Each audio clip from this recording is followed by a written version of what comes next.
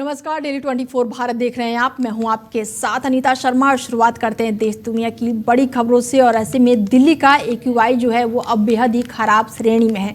कई इलाकों में जो है वो AQI 300 के पार पहुंच गया है और दिल्ली प्रदूषण पर सुप्रीम कोर्ट में आज सुनवाई होने वाली है। बड़ी जानकारी आपको दे दें कि आज दिल्ली की हवा की क्वालिटी में काफ़ी सुधार तो हुआ है, लेकिन आज सुप्रीम कोर्ट में भी इसमें सुनवाई है। और सुबह 8 बजे ओवरऑल एयर क्वालिटी की अगर बात की जाए तो 200 से ज़्यादा था। हालांकि राजधानी में हवा की क्वालिटी अभी भी खराब कैटेगरी में बनी हुई है। शहर के कई हिस्सों में अभी भी स्मॉग की हल्की परत दिख रही है, जिससे विजिबिलिटी पर असर पड़ा है। दिल्ली में शाम 4 बजे AQI 250 से ज़्यादा रिकॉर्ड किया गया था, जो कि खराब कैटेगरी में माना जाता है। हालांकि दिल्ली के कई इलाके जहरीली स्मॉग की घनी परत से ढके हैं। इंडिया गेट, कर्तव्य पथ, आनंद विहार जैसे इलाकों में आज सुबह घना कोहरा छाया रहा, जिससे विजिबिलिटी काफ़ी कम हो गई। और इसके अलावा गाजीपुर इलाके में भी जहरीली स्मॉग की मोटी परत से ढका हुआ है। ऐसे में नेशनल कैपिटल के कई इलाकों में बहुत ही खराब कैटेगरी में हवा है। तो वहीं सुप्रीम कोर्ट में आज प्रदूषण पर सुनवाई भी होने वाली है। उधर आप सांसद संजय सिंह ने कहा है कि दिल्ली में प्रदूषण जिस स्तर से बढ़ रहा है वो जानलेवा बन चुका है। इसीलिए मैंने नोटिस देकर मांग की है कि इस पर सदन में चर्चा कराई जाए। बड़ी जानकारी आपको दे दें कि दिल्ली प्रदूषण पर राज्यसभा में तत्काल चर्चा की मांग की गई है। दिल्ली की AQI जो है वो बेहद ही खराब श्रेणी में है और कई इलाकों में AQI जो है वो 300 के पार पहुंच गया है। हालांकि दिल्ली प्रदूषण पर सुप्रीम कोर्ट में आज सुनवाई होगी। तो वहीं आम आदमी पार्टी के सांसद ने सदन में दिल्ली के प्रदूषण को लेकर चर्चा की मांग की है और जल्द चर्चा कराई जाए, इसको लेकर मांग की गई है। कई इलाकों में जो दिल्ली की AQI है वो बेहद ही खराब श्रेणी में बनी हुई है। कई दिल्ली के आज हालांकि सुप्रीम कोर्ट में इस पर सुनवाई भी होगी। ऐसे में स्वास्थ्य विभाग जो है वो लगातार लोगों से सतर्क रहने की बात कर रहा है, मास्क पहनने की बात कर रहा है। हालांकि लोगों को आंखों में जलन, सांस लेने में दिक्कतें हो रही हैं, तो वहीं स्वास्थ्य विभाग जो है वो लगातार मास्क पहनने की, बुजुर्गों को और बच्चों को बेवजह घर से बाहर ना निकलने की सलाह भी दे रहा है। और हमारे साथ जुड़ चुके हैं विकास जोगी जी और उनसे बातचीत करते हैं, जानते हैं कि क्या कुछ है और किस तरीके से देखते हैं, क्योंकि आप सांसद जो हैं संजय सिंह ने इस पर तुरंत ही सुनवाई की और चर्चा की मांग की है सदन में। तो क्या कुछ लग रहा है विकास जी? जी, दिल्ली प्रदूषण को लेकर हालांकि आए तो सुप्रीम कोर्ट में सुनवाई है और उधर सदन में भी चर्चा की मांग की है संजय सिंह ने। ऐसे में क्या लग रहा है कि सदन में अगर चर्चा हुई, क्योंकि बहुत सारी चर्चाएं हो रही हैं, हालांकि वो पूरी नहीं हो पा रही हैं और अब प्रदूषण पर चर्चा की मांग की जा रही है। विपक्ष का ये एक बहुत अच्छा मुद्दा है और ये ना किसी पक्ष, ना विपक्ष, ना सत्ता पार्टी का इसमें नुकसान है, बल्कि एक जनहित का मुद्दा है। और संजय सिंह जी ने एक बहुत अच्छा मुद्दा उठाया है, एक सराहनीय मुद्दा है, क्योंकि प्रदूषण की मार हर कोई व्यक्ति झेल रहा है। यानी कि दिल्ली तो छोड़े, पूरा NCR का क्षेत्र तक की हवा प्रदूषित होती है। अभी जब आम आदमी पार्टी की सरकार थी तो वर्तमान में जो आज भाजपा की सरकार है, वो लोग बोलते थे कि अब सरकार आएंगी तो हम ऐसा करेंगे, वैसा करेंगे। प्रदूषण जस का तस है, तो प्रदूषण पर बहस होनी चाहिए, उसका कैसे निदान हो। सबसे बड़ा विषय प्रदूषण बिल आना या फिर हमें उस पर चर्चा करना, नोटिस, वो एक अलग विषय है, लेकिन इसका निदान कैसे हो, इस पर सारे लोगों को मिलकर, सारे राजनीतिक पार्टी को मिलकर इस पर मंथन करना चाहिए। सरकार के हाथ में जो अधिक से अधिक चीजें हो जिसकी वजह से प्रदूषण होता हो, उस पर कार्रवाई करनी चाहिए। ना कि पंजाब पर, कि पंजाब सरकार में पराली जलाई जा रही है, कि हरियाणा में पराली जलाई जा रही है, ऐसा कोई आरोप प्रत्यारोप नहीं हो। जो मेन पॉइंट है, मेन जो दिक्कत जिस वजह से, जहां आसपास, दिल्ली के आसपास के एरिया जो भी है, जहां पर जो एक फैक्ट्रियां लगी हुई हैं, जो बहुत दिन के टाइम में कुछ कम होता है, रात्रि में उनमें काम इतने जोर शोर से होता है जिससे कि प्रदूषण की स्थितियां बढ़ती हैं, तो उस पर कार्रवाई मतलब लीपापोती ना होकर सीधे तत्काल कार्रवाई होनी चाहिए। ऐसे में दिल्ली सरकार जो है उसने होटलों के तंदूर नहीं जलाने के लिए कहा गया है, कोयले ना जलाएं, लकड़ी ना जलाएं, तो इनसे क्या राहत मिलेगी? अरे अब वही चीज है ना, मतलब गांव की कहावत है कि मजबूत आदमी को आप पकड़ नहीं पाते, तो कमजोर आदमी को पकड़ के खाना पूर्ति पेपरों में दिखा दीजिए। अब होटल या ढाबे, उन पर कितना क्या जला रहे हैं वो लोग बेचारे, छोटी छोटी भट्टी से अपने जीवन यापन कर रहे हैं। जो बड़ी बड़ी फैक्ट्रियां जो दिल्ली में आज भी लगी हुई हैं और जो रात को अन्य अन्य माध्यम से जो उन पर एक अच्छे स्तर पर जो उस पर कोई कार्रवाई नहीं होगी, क्यों नहीं होगी? उससे सरकार को और राजनीतिक लोगों का जो पर्सनल रेवेन्यू उस पर खतरा मंडराएगा। बिल्कुल, जो बड़ी बड़ी बिल्डिंगें बन रही है उस पर रोक नहीं है, लेकिन उस जो पर होटलों कोई में रोक चूल्हे नहीं है। जल रहे हैं उस पर रोक लगाई गई है। फ्लोर का भी एक मापदंड तय है। अगर मान लो वो सिस्टम से व्यवस्थाएं मैनेज होती हैं तो वो फ्लोर एक एक्स्ट्रा बना लिया जाता है। और सुप्रीम कोर्ट में भी आज सुनवाई है, तो इस पर क्या लग रहा है, सुप्रीम कोर्ट में अगर सुनवाई हुई तो क्या हो सकता है विकास सुप्रीम जी? कोर्ट पे सुनवाई है, सुप्रीम कोर्ट सख्त टिप्पणी करेगी, वही सरकार को नोटिस देगी, सरकार को तलब करेगी, फिर चीजें वही घूमती रहेंगी सरकार और कोर्ट के बीच में। तो कह सकते हैं कि सदन से लेकर सुप्रीम कोर्ट तक, सदन और सड़क, इन सबके बीच जो आम जनता है वो पिस रही है। बिल्कुल बिल्कुल। इस प्रदूषण में, ये प्रदूषण आम जनता नहीं, इसमें सभी लोगों को नुकसान है, बिल्कुल। आने वाली पीढ़ी के लिए नुकसान है। उस पर एक सख्त कार्रवाई, सख्त कदम उठाने पड़ेंगे, चाहे सरकार के लोग हों, चाहे विपक्ष के लोग हों, चाहे आम लोग हों, सभी को मिलकर इस पर काम करना होगा। ना आने वाली पीढ़ी के लिए बहुत चीजें खतरनाक होने वाली है। दिल्ली की हवा, दिल्ली का पानी इतना प्रदूषित हो चुका है कि वह जीना दुभर है लोगों के लिए। बिल्कुल, चलिए, जुड़ने के लिए बहुत शुक्रिया विकास जी। बता दें कि दिल्ली की जो हवा है वो बेहद ही खराब श्रेणी में बनी हुई है। ऐसे में कई इलाकों में AQI जो है वो बेहद ही खराब श्रेणी में पहुंच गई है। तो वहीं आज दिल्ली प्रदूषण पर सुप्रीम कोर्ट में सुनवाई होने वाली है और ऐसे में आप सांसद ने प्रदूषण को लेकर सदन में चर्चा की मांग की है। इंडिगो संकट को लेकर अब DGCA भी केंद्र सरकार की जांच के राडार पर है। ऐसे में नागरिक उड्डयन मंत्री राम मोहन नायडू ने कहा है कि इंडिगो की गड़बड़ी पर सिर्फ एयरलाइंस ही नहीं बल्कि DGCA के कामकाज की भी जांच होगी। मंत्री ने यात्रियों को हुई परेशानियों के लिए माफी मांगी और कहा कि जिम्मेदार लोगों पर कड़ी और उचित कार्रवाई की जाए। मंत्री ने कहा है कि इंडिगो का ये बड़ा फेलियर सामान्य गलती नहीं लगता, बल्कि इसमें जानबूझकर हुई लापरवाही के संकेत मिल रहे हैं। उन्होंने बताया कि सरकार ये जांच कर रही है कि आखिर ऐसा संकट उसी समय क्यों आया है और ऑपरेशन और के बावजूद भी हालात कैसे बिगड़े। CEO के हटाने के सवाल पर भी नायडू ने कहा है कि जरूरत पड़ी तो जरूर हटाए जाएंगे, जो भी कानूनी कार्रवाई बनती है वो जरूर होगी। नायडू ने यह भी बताया है कि मैं पिछले 7 दिनों में लगातार मीटिंग कर रहा हूं और मुश्किल से सो पाया हूं, क्योंकि फोकस सिर्फ यात्रियों की परेशानी को दूर करने पर है। बड़ी जानकारी आपको दे दें कि पिछले कई दिनों से इंडिगो की लगातार फ्लाइटें कैंसिल हो रही हैं और ऐसे में अब जो है रडार पर DGCA भी आ गया है, क्योंकि अब कार्रवाई देखने को मिल रही है और ऐसे में सरकार का कहना है कि जरूरत पड़ी तो CEO को भी निलंबित किया जाएगा। जानबूझकर लापरवाही करने के संकेत भी मिल रहे हैं और DGCA की भी जांच होगी। ऐसे में बड़ी कार्रवाई अब देखने को मिलेगी, क्योंकि कई एयरपोर्टों पर इंडिगो की उड़ानें लगातार देरी से चल रही थी, उड़ानें रद्द हो रही थी। ऐसे में जो यात्री थे वो काफी परेशान। हमारे साथ जुड़ चुके हैं चीफ ऑपरेशन ऑफिसर हिमांशु जी और उनसे बातचीत करते हैं कि लगातार जो इंडिगो की फ्लाइटें रद्द हो रही हैं, देरी से चल रही हैं, ऐसे में अब जो है वो कार्रवाई भी देखने को मिल रही है। तो पहले तो मैं बात करूंगी कि इतने उड़ानें जो रद्द हो रही हैं उसकी सबसे बड़ी कमी इन्हें कहां पर लग रही है, हिमांशु जी? देखिए, उड़ानें जो रद्द हो रही है ये अगर देखा जाए तो DGCA की तरफ से जो कड़ा रुख अपनाया गया है उसकी वजह से जो है पायलटों को रेस्ट पीरियड और जो तरीके से होना चाहिए एयरलाइंस को करना चाहिए उस चीज को जब अब डायरेक्ट सुपरविजन DGCA के थ्रू कड़ा रुख अपनाया गया है उसकी वजह से अब देखिए कि एक्चुअली इस एयरलाइन की हालत ये थी, बिल्कुल, लेकिन इसको DGCA के ऊपर थोपा जाता है कि नहीं जी DGCA ने ये कर दिया वो कर दिया। 2 साल पहले DGCA ने नियम बनाया है, 2 साल तक आपको टाइम दिया जा रहा है। आप एक अरबों का एयरलाइन तो आपको 2 साल जो है बहुत टाइम है। उसके बावजूद भी अगर ये चीज हो रही है तो पूरी तरीके से मिसमैनेजमेंट ही है और इसके लिए किसी और को DGCA का कोई रूल एंड रेगुलेशंस को हम दोष नहीं दे सकते, क्योंकि DGCA का रूल रेगुलेशन जो है ये एक राष्ट्रवादी संस्था है, राष्ट्र का संस्था है और इसका हमेशा जो जिम्मेदारी रहती है कि विमान यात्रा करने वाले हर एक जान माल की जो है रक्षा की जाए। इनकी बनाए हुए जो एक्सपर्ट्स या अध्यक्ष लोग जो यहाँ बैठे हुए हैं उनकी हमेशा यही नियम लागू की जाती है जिससे कि हवाई जहाज की सफर को और ज्यादा सेफ और सिक्योर कर बिल्कुल। और ऐसे में हिमांशु जी ये तो बहुत पहले से ही पता होगा कि क्रू मेंबर्स की कमी है या फिर हमारे पायलट की कमी है, तो इंडिगो को तो पहले से ही इन चीज़ों को देखना चाहिए था, लेकिन बाद में इन्होंने अनाउंस किया कि और रद्द भी कर दी। कितने यात्रियों को परेशानियों का सामना करना पड़ा?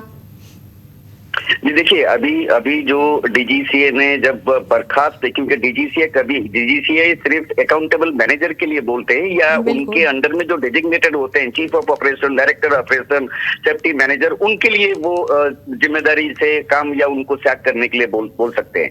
लेकिन एक सीईओ जो कि अकाउंटेबल मैनेजर भी नहीं है, उनको अगर सैक करने के लिए डीजीसीए अड़ गए हैं, इसका मतलब है कि इस मैनेजमेंट में जो ये मिसमैनेजमेंट हुई है, इसकी जड़ जो निकला है वो सीईओ ही निकले हैं। क्योंकि एक विदेशी नागरिक इंडिया में जो ये सेंसिटिव जो सिविल एविएशन सेक्टर है उसको समझने में उन्होंने बहुत बड़ी भूल की है। बिल्कुल। अब इस चीज को सुधारते हुए, आगे चीज को नॉर्मलिटी में रखते हुए, कभी जैसे इस तरह की चीजें ना हो और साथ में यात्री सुरक्षा की अटमोस्ट इंतजाम किया जा सके, इसलिए डीजीसीए की इस पदक्षेप को हम तहे दिल से स्वागत करते हैं, ताकि आगे कोई एयरलाइन इस तरह की जो है चीजें करने की हिम्मत ना करे। कहा भी जा रहा है कि जो सीईओ है उनको, सीईओ जो है उनको बर्खास्त कर सकते हैं।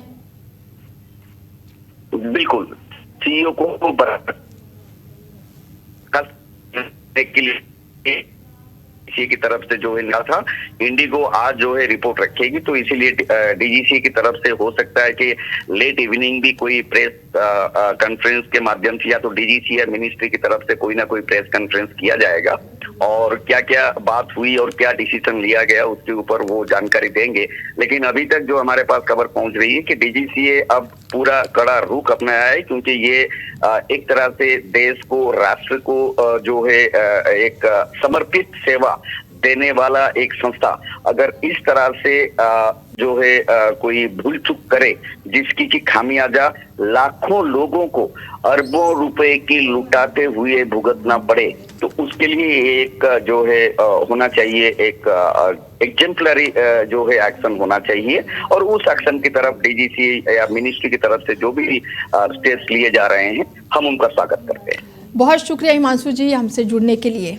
बता दें कि लगातार इंडिगो की फ्लाइटें रद्द होने से और साथ ही कैंसिल होने से यात्रियों को काफ़ी परेशानियां झेलनी पड़ी है। ऐसे में सरकार का अब सख्त रुख भी सामने आया है कि अब लापरवाही अगर जानबूझकर की गई है तो बड़ी कार्रवाई की जाएगी। और खबरों में आगे बढ़ते हैं। और गोवा में हुए अग्निकांड के बाद से जांच एजेंसियां जो हैं वो पूरी तरह से अलर्ट मोड पर आ गई हैं। जांच एजेंसियों ने क्लब मालिक गौरव लूथरा और सौरभ पर शिकंजा कस दिया है। गिरफ्तारी से बचने के लिए दोनों भाई ने दिल्ली की रोहिणी कोर्ट में अग्रिम जमानत याचिका दाखिल की है। खबरों की माने तो आग की घटना के बाद से 7 दिसंबर को लूथरा ब्रदर्स फ्लाइट पकड़कर फुकेट रवाना हुए और ऐसे में पुलिस अब ये जांच कर रही है कि उनकी फरारी में कितना मदद मिलेगा। और ऐसे में इसी बीच जो लूथरा ब्रदर्स के पार्टनर हैं अजय गुप्ता को दिल्ली से फिलहाल गिरफ्तार कर लिया गया है। यहाँ पर बड़ी कार्रवाई देखने को मिली है और उनके खिलाफ पहले ही लुकआउट नोटिस भी जारी किया गया था। गिरफ्तारी से पहले गुप्ता एक अस्पताल में भर्ती हुआ था, लेकिन पुलिस ने उसे वहीं से हिरासत में ले लिया। गोवा पुलिस ने पुष्टि की है कि अजय गुप्ता को दिल्ली में पकड़ा गया है और वहीं लूथरा ब्रदर्स के खिलाफ इंटरपोल में भी ब्लू कॉर्नर नोटिस भी जारी कर दिया गया है। और अधिकारियों के अनुसार ये नोटिस घटना के सिर्फ 2 दिन के भीतर जारी हुआ है, जो कि आमतौर पर 1 हफ्ते या उससे ज्यादा समय लगता है। ऐसे में अब बड़ी कार्रवाई देखने को मिल रही है। तो वहीं लूथरा ब्रदर्स जो है उन्होंने अग्रिम जमानत की अर्जी रोहिणी कोर्ट में दाखिल की है। और हमारे साथ इस खबर पर ज्यादा जानकारी के साथ राजनीतिक विशेषज्ञ नवीन जी जुड़ चुके हैं और उनसे जानते हैं कि गोवा में अग्निकांड हुआ, उसमें 25 लोगों की जान चली गई। सबसे पहला सवाल मेरा यही होगा कि किस तरीके से देखते हैं, अगर मैं सुरक्षा के लिहाज से बात करूं तो। नवीन जी। अनीता जी देखिए, ऐसा है कि भारत के अंदर हर चीज पे काम होता है लेकिन सुरक्षा पर कोई काम नहीं होता है। हमें याद है कि तमिलनाडु को एक स्कूल में आग लगी थी तो वो उत्तर प्रदेश के और देश भर के तमाम स्कूलों की जांच की गई, उसके बाद फिर सब सो गए।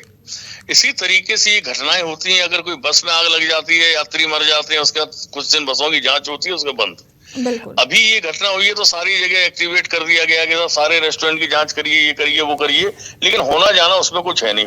इस मामले में आप एक चीज देखिए कि 6 दिसंबर को घटना होती है और उसके बाद दोनों जो संचालक हैं उस नाइट क्लब के, वो देश से फरार हो जाते हैं, वो फुकेट चले जाते हैं। और बावजूद इसके प्रशासन चुप रहता है, पुलिस चुप रहती है, कहीं कोई इंक्वायरी हो नहीं पाती। अब जब मामला चर्चा में आ गया, 25 लोगों की जान चली गई, उसके बाद अब आप कह रहे हैं और गैर इरादतन हत्या का ये मामला दर्ज हुआ है, इसमें जमानत मिल जानी है आसानी से, कोई बहुत बड़ी चीज नहीं है। अल्टीमेटली एक रूटीन प्रैक्टिस ही बन गई है इस देश के अंदर कि आदमी की जान की कीमत कम है उसकी कोई कीमत ही नहीं है। कहीं भी चले जाइए आप, किसी जगह कहाँ नॉर्म्स, हम अगर नोएडा में बैठे हैं, अब नोएडा में देख लीजिए कौन नॉर्म्स पूरे कर रहा है। इतने सारे बैंक्वेट हॉल की बाढ़ आ गई है, और जो तमाम ऐसे बैंक्वेट हॉल हैं जो आबादी के क्षेत्र में बने जहाँ नोएडा प्राधिकरण का दखल नहीं है, वहाँ क्या फायर वाले देखने जा रहे हैं। अभी मैं सेक्टर 74 की बताऊं तो सेक्टर 74 में केपटाउन के पीछे जो 2-3 बैंक्वेट हॉल बने उनमें 2 बार आग लग चुकी है और बड़ी भयंकर आग लगी थी, बावजूद इसके कोई प्रशासन नहीं जाग रहा है। तो कैसे जागेंगे? प्रश्न इस बात का है। भ्रष्टाचार चरम पर है, फायर की एनओसी दे दी जाती पूरे देश के अंदर। आज तक हम देख रहे हैं, चाहे वो लखनऊ कोई होटल का मामला रहा हो, जहां भी आग लगने की घटना हुई लोग जल के मर गए, उसके बाद श्री कर ली जाती है फायर के नॉर्म्स। आज तक कहीं फायर सिस्टम कहीं कारगर साबित हुआ हो किसी आगजनी के मामले में? तो मुझे तो नहीं लगता है कि कहीं आग लगी हो। और उसमें सर जो ये लूथरा ब्रदर्स हैं, इन्होंने पहले ही अग्रिम जमानत के लिए अर्जी दे दी है, तो ये अपना कहीं ना कहीं सेफ जोन बना लिए हैं। डेफिनेटली देखिए, ऐसा है कि इंटेंशनली इन्होंने हत्या नहीं की है किसी की। 25 लोग जो मारे गए हैं वो दुर्घटना है, और दुर्घटना में गैर इरादतन हत्या का मामला ही दर्ज होता है। उसमें आप डायरेक्ट किसी के ऊपर हत्या का आरोप नहीं लगा सकते कि उन्होंने इंटेंशनली किसी को जला। 25 लोग हैं, एक दुर्घटना हुई उसमें वो जल गए, निश्चित तौर पर वो ठीक है। लेकिन प्रश्न इस बात का है कि हमारा सिस्टम कहाँ सो रहा है। आरोपी को भागने का मौका मिल जाता है, उसके बाद इस तरीके की चीजें चल रही हैं, और इंडिगो की हड़ताल हो गई तो उसी समय, बावजूद इसके वो यहाँ से बाहर विदेश निकल गए। कहीं किसी ने कोई जांच पड़ताल की जरूरत नहीं समझी। अजय गुप्ता को यहाँ गिरफ्तार किया है, पहले वो कहता रहा कि मैं स्लीपिंग पार्टनर हूँ, पता चला कि वो एक्टिव पार्टनर है उनका, कि वो स्लीपिंग पार्टनर है जो दिल्ली में पकड़ा गया है। तो उसका बयान हम किस हिसाब से देख सकते हैं? अगर नवीन जी दोनों भाइयों को लेकर अगर वो बोला है तो वो स्लीपर है, तो इसमें इनको क्या लग रहा है कि अगर कार्रवाई भी हुई तो इनको सजा मिलेगी? नहीं, देखिए ऐसा है, इसमें कोई बहुत बड़ी सजा होने वाली नहीं है, ये मैं आपको आज बता दे रहा हूँ जी। कोई बहुत बड़ा उम्र कैद होने वाला नहीं है, कोई बड़ी सजा इनको होने वाली नहीं है कि 7 साल की सजा हो जाए, ये हो जाए।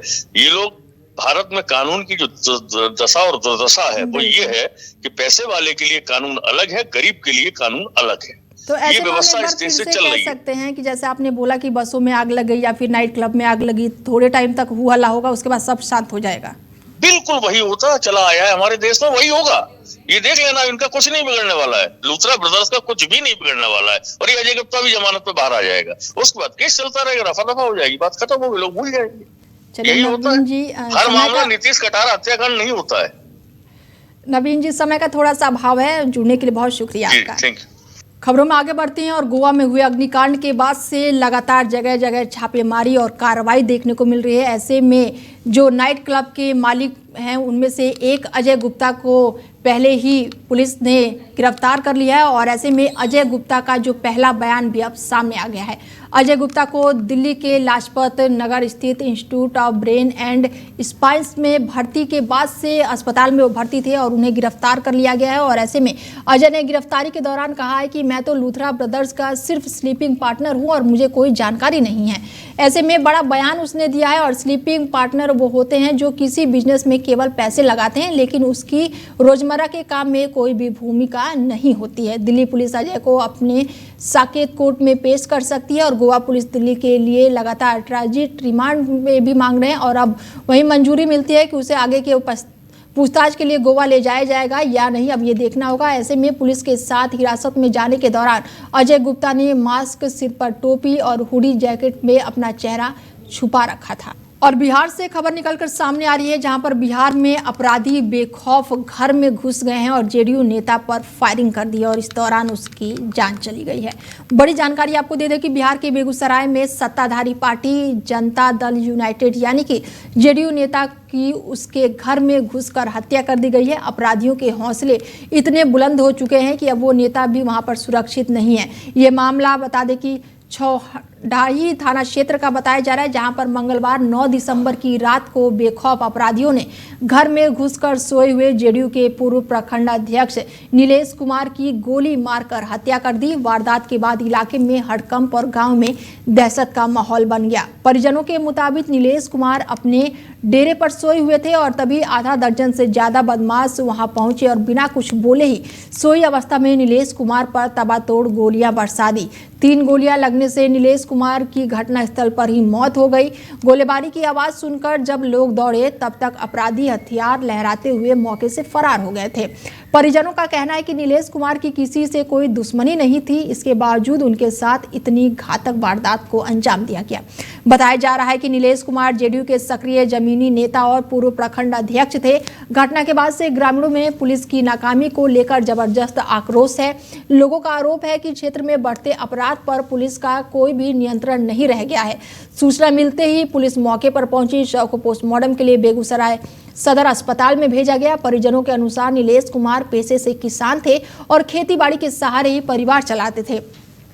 फिलहाल गांव में तनाव, भय और पुलिस के खिलाफ आक्रोश का माहौल बना हुआ है। माइक्रोसॉफ्ट के बाद अब अमेजन ने भी भारत में बड़ा निवेश करने का बड़ा ऐलान कर दिया है। अमेजन ने घोषणा की है कि 2030 तक कंपनी भारत में $35 मिलियन यानी कि 3.14 लाख करोड़ रुपए से ज्यादा का निवेश करेगी। और ये निवेश एआई डिवीजन, ये निवेश जो है वो एआई यानी कि ड्रिवन डिजिटाइजेशन, एक्सपर्ट ग्रोथ और जॉब क्रिएशन और साथ ही फोकस होगा। और ये ऐलान अमेजन की सालाना अमेजन संभव शिखर सम्मेलन समिट में हुआ है, जहां पर कंपनी में छोटे बिजनेस और एमएसएमई की एआई टूल्स देने का प्लान बताया गया। और 2013 से अब तक अमेजन ने भारत में कुल $40 मिलियन यानी कि 3 लाख करोड़ रुपए का निवेश अभी तक किया है। और ऐसे में जिसमें कर्मचारियों की सैलरी और साथ ही इंफ्रास्ट्रक्चर शामिल है। अमेजन का ये नया निवेश 3 मुख्य सेक्टरों में बांटा गया है। ऐसे में अब जो है बड़ा ऐलान यहाँ पर देखने को मिल रहा है। इसके साथ ही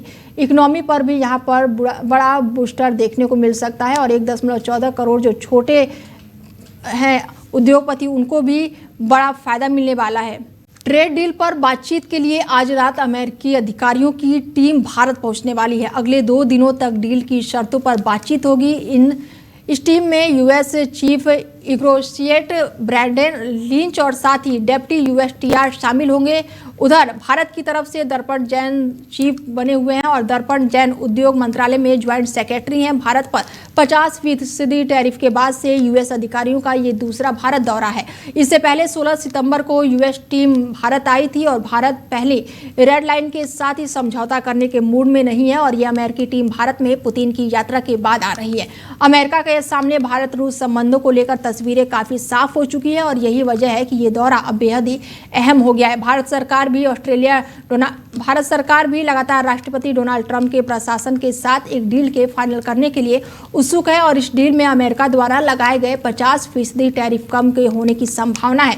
और ये टैरिफ भारत द्वारा रूसी तेल खरीद के आरोपों में लगाया गया था। फिलहाल बुलेटिन में मेरे साथ इतना ही। बने रहिए आप हमारे साथ और देखते रहिए डेली 24 भारत। नमस्कार।